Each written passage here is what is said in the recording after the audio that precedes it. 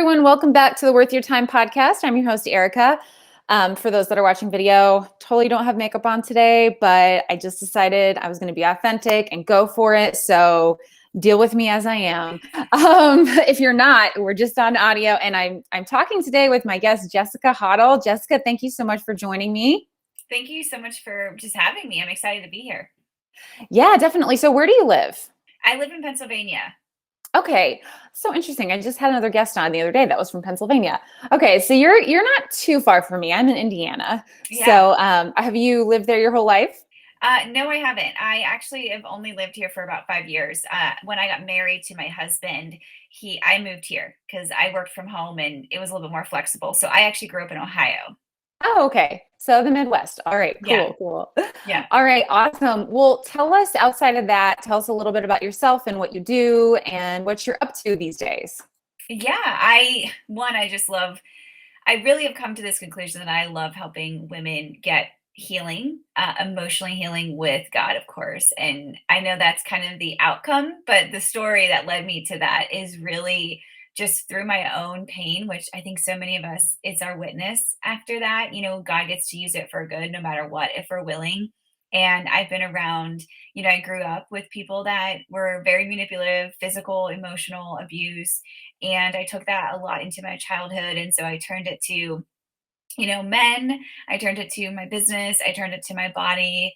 And then it just kind of compounded over the years. And now about pretty much when I met my husband is when I was the first time I came out of this fight or flight mode and felt emotionally and physically safe for the first time to where I could actually bear the stories that I was carrying for a long time that I thought I was processing, but really I was processing, then compartmentalizing and putting them away. And that was when I really began the emotional and physical healing journey, which is why now I really love to be able to help set women free and just helping them get to the point that God does want them well. And so how long ago did you meet your husband? We've been together for 7 years, so we've been married for 5. Okay. What do you think it was about meeting him that was a turning point? Well, one, he was like no other guy that I'd ever dated before. And I think I was around 26 when I met him because I'm 33 now. But he was, I had gotten to a point in my dating where I just said, okay, like I'm done. Like I'm done doing it my way, God. I'm done picking out all these people. I'm done trying to strive and get them to love me. And when I had hit that point, I had just become okay with being single. And it was literally probably 2 months after that is when God brought John into my life. And when we met, though, we kind of interviewed each other. And so he was just completely opposite. He had his own business, he had his own career, unlike any of the other guys I dated. And he was kind and compassionate and he listened, and that was the first time, like I said, I felt emotionally safe because he wasn't using my words against me. He wasn't trying to tear me down. He wasn't trying to use me or abuse me. And physically safe was he didn't do anything physically to harm me as well. And when your body starts to feel safe for the first time is when you can actually begin to process everything that you've experienced prior. Yeah, and I think when you can actually look back and recognize what you were going through, because I think until you're out of something like that, you can't you can't look at it and be like, you can look back and say, oh my gosh, I had no idea how deeply that was affecting me, or how that was directing my actions or my attitudes or my thoughts. Yeah. I've had similar circumstances with other issues where I can look back and see things like that. And that's such a good point, is when sometimes you don't know how that is until you're out of it. And so that's such a good point. Now, you have been a writer for a long time though, right? Yeah, well, not a super long time, but my first book really came out and started in 2014. Okay. So around the time you met your husband. Pretty much, yeah. I Yeah. almost launched my first book, I think, pretty much that year that I did meet him. Yeah. And how did you lead up to that book? And how did you get to that point where you were writing a book? I It's so funny because I remember times when I was in high school, maybe around ninth grade, 10th grade, that I would write poems a lot, or even eighth grade, where I would just write poems. And it was like, how can I rhyme this? And really, I was writing my feelings, and I didn't know that. And I just remember thinking, like, God, why am I writing a book? I don't remember anything that you put on my heart about writing a book because I didn't read books, in high school. I don't know how I passed because I don't remember ever reading a novel. Like, I don't remember ever reading any of the English assignments, and I just always got C, grammar, English, average grades, barely passing. And That's so crazy yeah, that you became an author. I know. And that's when I think he reminded me of, like, hey, do you remember when you used to write like poems? And I was like, oh, like I did this and then I shelved it. And he reminded me then, because when I started writing my book in 2014, I actually started writing my pain. I started writing my Mm. experience. And that's really where Know Your Worth was birthed. Oh, that's so cool. And did you at that time have an audience, or how did you know that you could sell a book or that you had an audience for a book? Mhm. I just started sharing a lot of experiences on Facebook and Instagram. I started my business at 22, so I've been on the internet world for 11 years at least. And Instagram and Facebook, I mean, Instagram wasn't even, it's not that old, but Mm-mm. Facebook has definitely changed so much in the last 11 years. But I just would post up things and hashtag it Know Your Worth.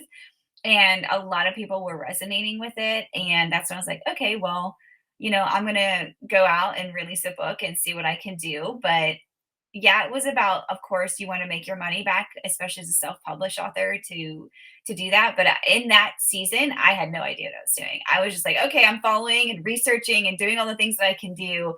And I thought I had an audience for the book because people seemed to be resonating with my story. And that was really why I also continued in the process of launching the book. So have all your books been self-published, Yes. Yep. including this next one? Yes. Yep. Oh, Quite the journey. sorry, you cut out for a second. Can you hear me? Yes, I Can can you hear hear me? you. Mhm. Okay. Sorry, Yeah. we had a little disconnection there, but I think we're good. That is so interesting. Let me be just like a writer nerd for a second and ask you Yeah. some questions on that. Sure. Um, a lot of people obviously want to publish a book. I meet so Yeah. many people, that's their dream. And many have the dream of publishing, like with a publishing company. Thankfully, these days it is easier to self-publish, but it's also a lot. I mean, it's a lot. Mhm. Like to get an editor is very expensive, and just the whole process can feel a little overwhelming. So, can you just tell us a little bit about what your experience has been like self-publishing, and how you've been able to find success in that? Mhm. There's so many different pros and cons, like you said, to traditional versus self. And I would love a traditional book. Don't get me wrong. I pitched to, this my new book, Face Off with Your Feelings, is been in the making since 2019, and I've rewrote it almost 5 times. And I've pitched to about 40 agents, and I had phone calls with some and got a lot of responses, but I got a lot of no's as well. And obviously all no's. But for me, it's traditional published is great because they cover the expenses up front. They Mhm. cover the writing, the editing process basically is taken care of. But traditional published as well, you have your royalties, you might get in advance, and there's a lot more pressure because people think Yes, traditionally published, you are kind of like just that's the the front big runner. time. Yeah, Yeah. like the person kind of on the stage while everybody at the publishing house is in the backseat. But actually, you're doing just as much work as self-publishing, as if not more. Hmm. And so if you have a big audience and you've proven that you can sell a book, then yeah, you're going to in advance and you might get some PR money.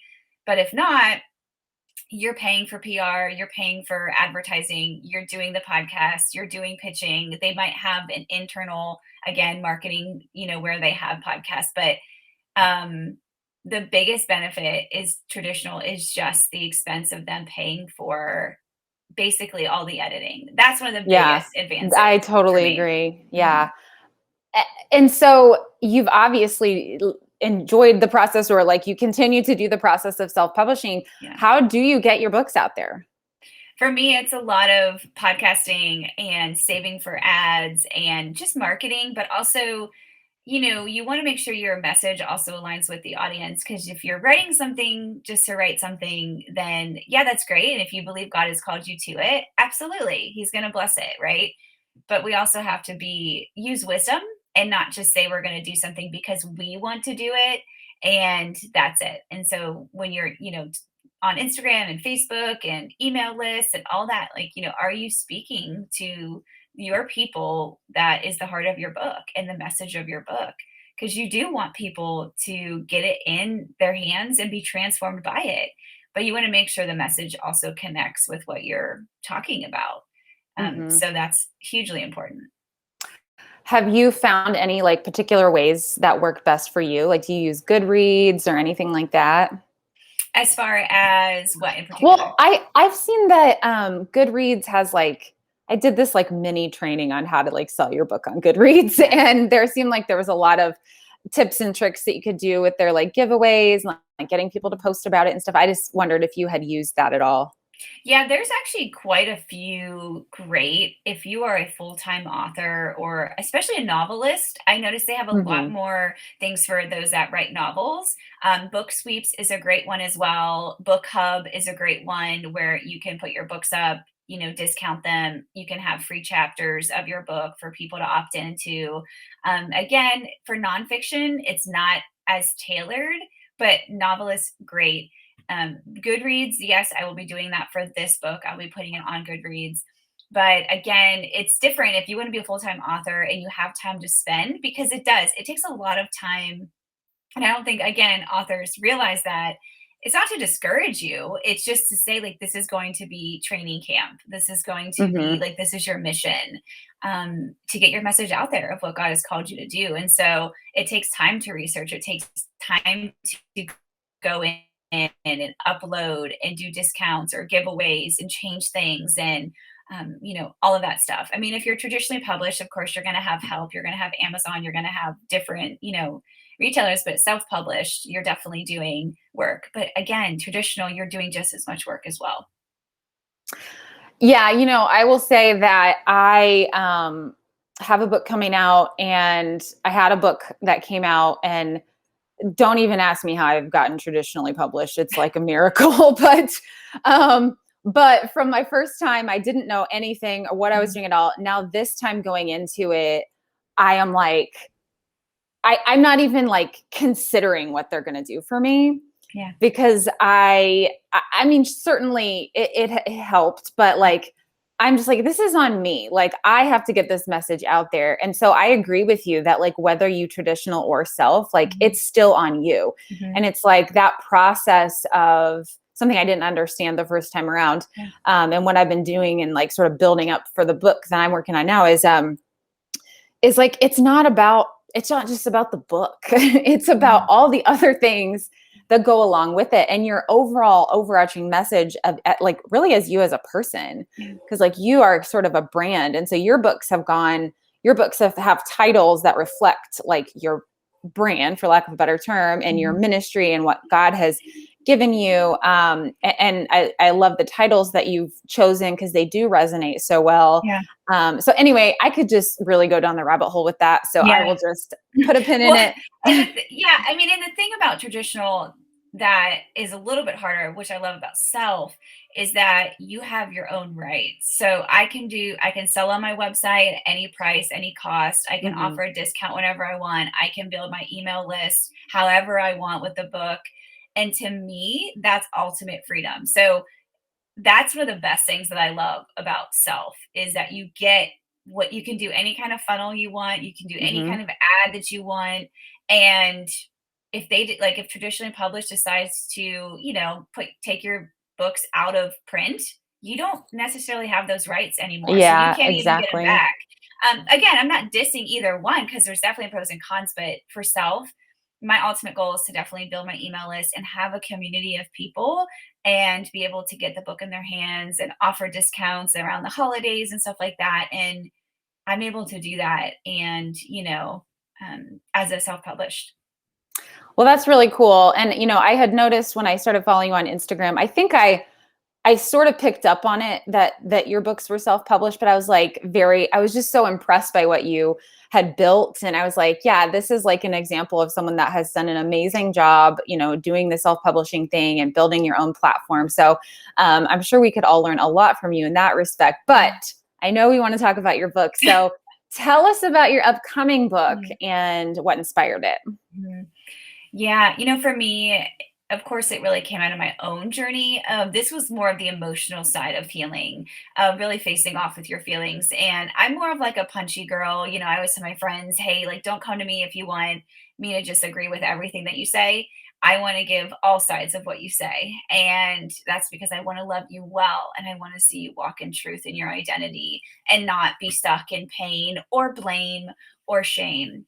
And that really is what spurred on the book, because I started seeing these two sides of the coin where people, even in the church, believers, we say things like feelings are bad, and we make these blanket statements, which, okay, we get that. Like, feelings are not what should be guiding us. But then the other side of the spectrum is where we hear people say, just feel all your feelings and it's okay to not be okay, which are still true things, but it's not the whole truth. And so Mhm. we need to be able to meet in the middle to say, hey, I know that what you've experienced, it's not okay. And I know that you feel sad or angry or whatever it is, but I want to speak to the core of who you are, and I want to love you through it so that you don't get stuck, so that you don't think it's God causing sickness or pain or anything like that, so that you continue to walk in who God has called you to and really deepen your relationship with God versus disconnecting from God. Because a lot of times that's what pain does, because we're told feelings are bad.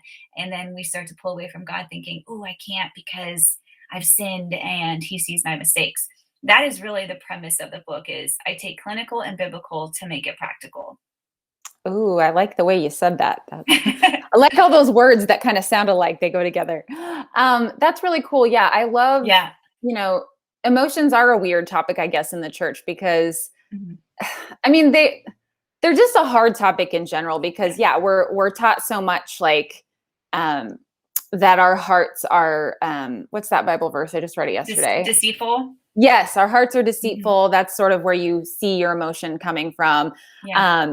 Don't make decisions based on your emotion and Mhm. all this stuff. But the truth is that, like you're saying, like our emotions are something God created and gave to us. Mhm. So they're not bad in and of themselves. Yeah. And so it is a really hard balance to like sort of figure out where to land and how much we give to them and how much we push back and all of that. And so I think that people do and are looking for that kind of a roadmap to Mhm. navigate them. And then we do have all the outside culture telling us, I mean, they don't say it in these exact words, but just like basically your feelings are all that matter. There's like Mhm. zero rationality anymore. Yeah. And everything in life, I like to say, is nuanced, and you have to figure it out. You have to figure out something that's actually a reality and that will actually, it's practical and works Mhm. for life as it really is. Um, Now, what kind of made you think that this is something that your audience was looking for? Mhm.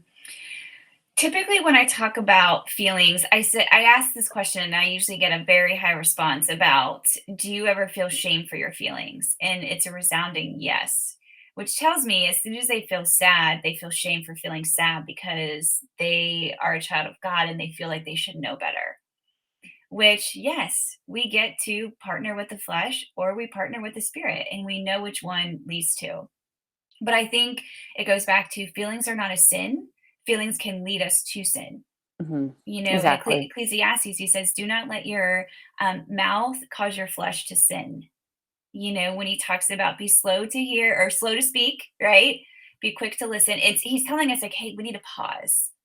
Anger does Mhm. not produce the righteousness of God. When we act on our anger, it does not produce the righteousness of God. We know that when we're angry and we say things, it does not breathe life in our relationships or in our business or anything. We know that. But it's what we do in that pause that matters. So he's not, to me, even in Proverbs, it talks so much about the words that we speak, sweet like honey, what they do for our soul. So that tells me that he's concerned about our thoughts, and he's concerned about our feelings, and he's concerned with what we do with them.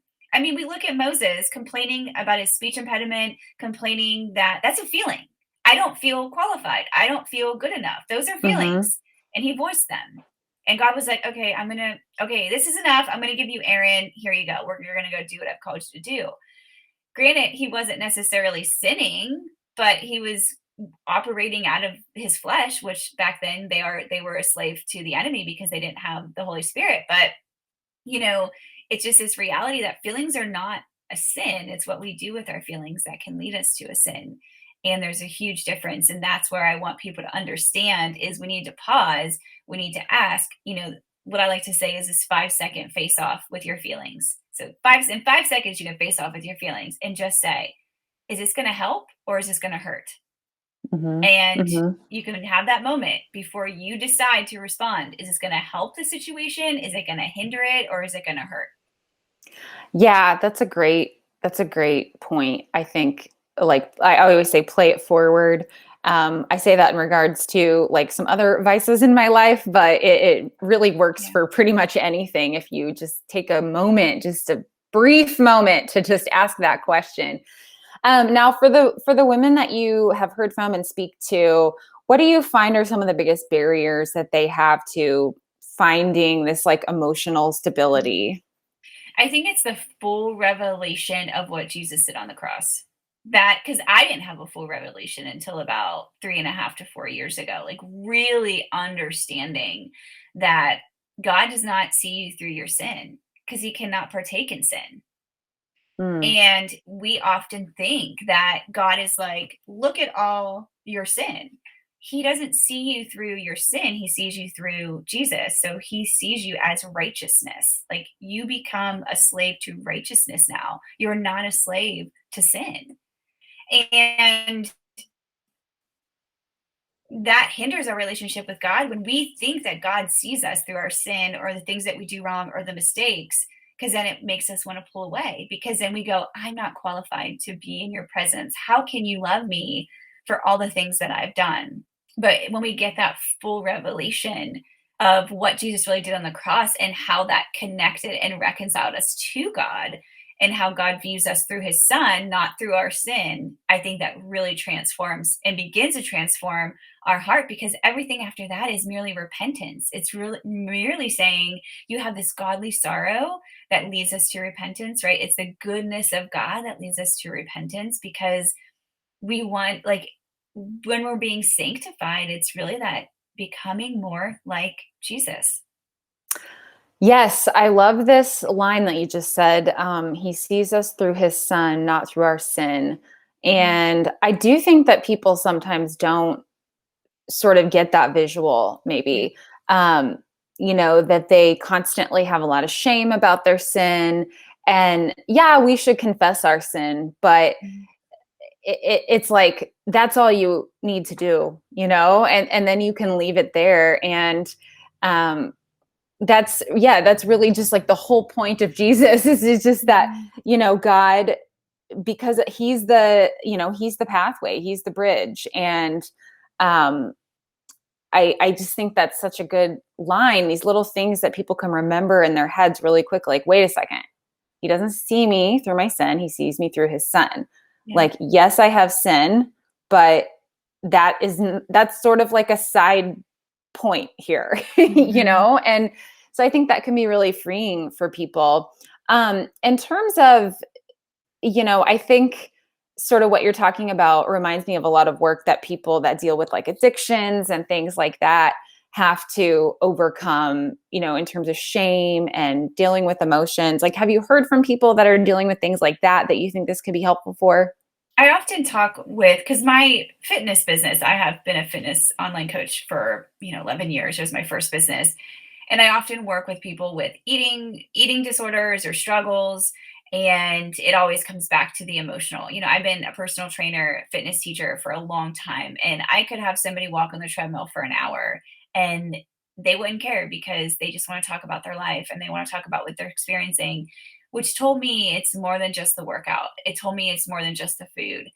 And for anybody, because, there are times where we all have idolatry in our heart. It doesn't matter whether you're concerned about followers or likes or pleasing, your friends in a certain way. There's those little forms of idolatry that we have.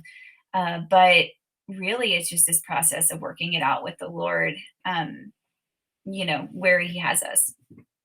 Yeah. Yeah.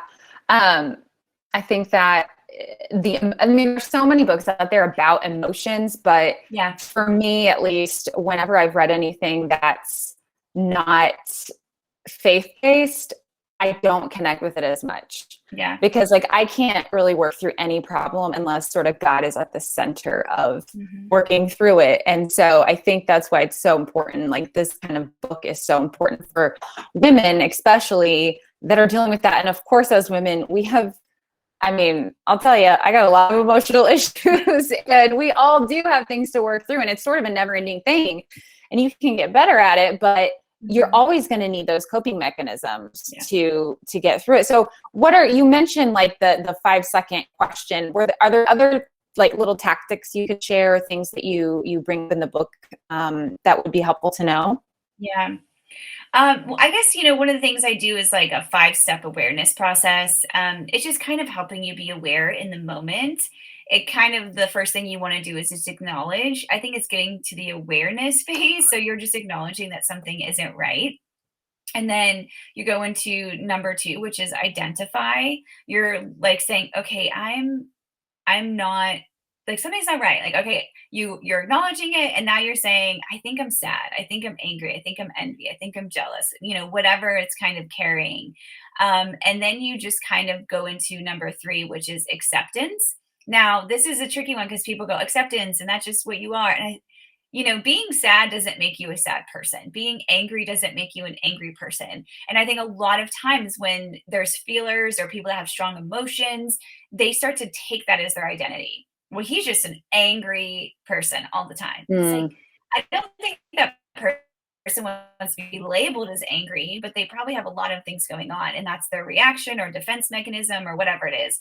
But in those moments that you're experiencing an emotion or feeling, sometimes we just need to let it like go through our body, because is a chemical reaction. It's happening in our organs, it's happening in our tissues, it's happening in our immune cells whenever our fight or flight system kicks in. It's just how God created us. It's science, right? But that's where the beautiful thing about how God created us, to always be helping us and always be in need. But as number 3 is this acceptance. And then number 4 is, what is this emotion telling you? That's the invitation. That is where you get to go to God and say, hey, why am I really upset right now that this person got this? Or, that I'm angry that she said this. Like, why am I angry? Because that's going to be that invitation to say, hey, there's something that needs to be healed here, God, that like I keep picking up, that I'm dealing with. Help me to process through this. And of course, that really goes into number 5, which is that conversation with God. Just saying, hey, I need like prayer. Let's do this. Of course, you can have help, a best friend, a counselor, whatever it is that you need. But really, it has to be this conversation with God. And so that's like another thing that I talk about in the book, of just helping, hey, what's going on? Stop before, give yourself a moment before, you start to say something, your reaction. Yeah, it reminds me of the whole thing, hungry, angry, lonely, tired. If you ask yourself that question before you make a rash or irrational decision or whatever. But I think that's true. Something I focus on a lot and I like to remember is that curiosity piece, asking the question. I think number 4 was my favorite step that you mentioned, because it's usually about something else, and it's better to figure out what that is and to let it stew, and then it becomes about something that's not even related. And so I think like intentionality is extremely important, and we have to discipline ourselves to do that. But it's one of those things where it's worth it. It's worth it to learn these tactics and take these steps to untangle all the stuff that gets us wrapped up. Because if you don't, then it just becomes like a big knot if you don't, and then everything's all tense, and so it's just like a never-ending thing. So that's really awesome. So what would you say, or who would you say this book is for? Who should pick this book up? Well, I want to say it's definitely to all the feelers out there that are like, hey, I feel a lot of feelings, because I've met people like that, right? Like they are just feelers, but it's really also for somebody that is stuck in their pain. They're sick of letting their emotions run them, and maybe they don't even know it. And this is really for the one that wears busyness as a badge, because that's me. Like I talk about that in the book. The one that feels like they can't slow down, the one that feels like they don't know what healing's going to bring. I talk about this in the first chapter, because when we think about healing, we're like, I don't got time to heal because it's not going to pay my bills. It's not going to, put food on the table. It's not, but really it changes everything about who we are. And it changes the lens of which we view the world, which changes the food on our table, which changes how we show up to work and treat our employees or our coworkers. And I think that's important. And so this is really just a book about your feelings matter because you matter to God, and He wants you well. That I loved what you just said about it changes the food on your table, and that sort of process of transformation, like everything changes. It's like a domino effect. Yeah. And that is so true. You don't not have time to do this, because your whole life, ultimately the quality of your life and the quality of your spiritual and emotional health depends on it. So Yeah. that's awesome. Okay, Jessica. Well, I like to finish off my podcast by asking people what they've been reading, if they have podcast recommendations. So can you give us anything? Yeah, I really love the book Keep Your Love On. It's not I wouldn't say a quick read, but it's an easy read. And I'm reading Deadly Emotions right now. It really talks about the stress, your thoughts, and it has scripture in it. So it very much impacts. He talks about how your thoughts and your emotional life and stress impact your physical, impacts your immunity, and you just can no longer deny that it's all connected. So those are two good books. Have you read The Body Keeps the Score? Yeah, it's on my list. Yeah, it's a really popular one. In depth, heavy. It takes a long time to go through it if you're not like, I'm not a super neuroscience person, so I'm learning a lot of it. But yeah, I would say reading Switch on Your Brain. That's like Caroline Leaf. She's another heavy neuroscience person, but great content. I'm trying to think of a book that is kind of a quicker read. Like the other half of Church is really easy to understand. He talks about two sides of the brain and talks a little about neuroscience, but that's another good one to read as well. That quicker read, easier to understand in layman's terms. Okay, that might be the one for me. Like I've debated picking up The Body Keeps the Score, but just for that very reason, where I'm like, I don't know, like I don't know that I need all the information, to get what I'm trying to get out of it. So, okay, cool. Well, thank you so much. When does the book come out? It is coming out in November. So very soon. Okay, well, we'll try to get this episode out around that time.